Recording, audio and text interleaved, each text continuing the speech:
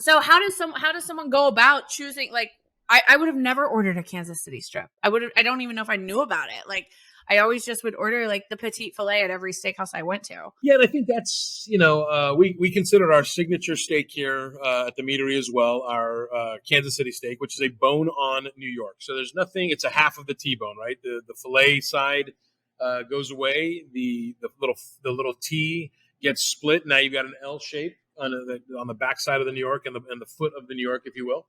And I always say cooking meat on the bone is always going to give you a better product, a better end product, because you can control your temperature a little bit more, get a more true temperature.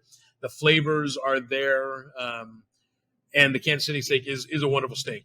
Again, I would say to source it, you're going to have to do some real work around it, probably, if you don't have an artisan butcher or a butcher shop in town locally that you can walk into and ask for it. But it is an incredible steak. And then we also, in that particular case, and we do both here, both dry aged, which does really give you a more kind of unctuous / umami experience, because you're literally, the water is being dried out of the steak, and you get just a different kind of profile, hazelnuts and mild blue cheese, depending on how long it's been aged, versus that wet age, which is going to give you that gorgeous kind of, like I talked about with parsley, kind of that beautiful minerality, a little bit of herbaceous grassiness that you get, and the iron flavor, more traditional steak flavor. The one you had was that dry age, and those are incredible steaks. So, we're fortunate. I'm fortunate that, as having been a chef for 30 years, I've worked with great brands like Duda, but also on the steak side, like Nyman Ranch and a few other ranches up and down in California. I've really tried to focus with this change here on highlighting those more. And so, I've got a carrot finished beef that is phenomenal.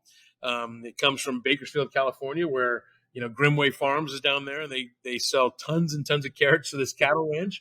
And it works like Midwest cattle, where they're eating corn, but their body can't process the sugars fast enough, and so it fattens them up. But it's basically a grass-fed animal that grades out at prime, and it is stunning product. If you go to my Instagram, I just posted some photos of these steaks that I cut that you would think that they were, potentially a low grade of Wagyu. They were so well marbled.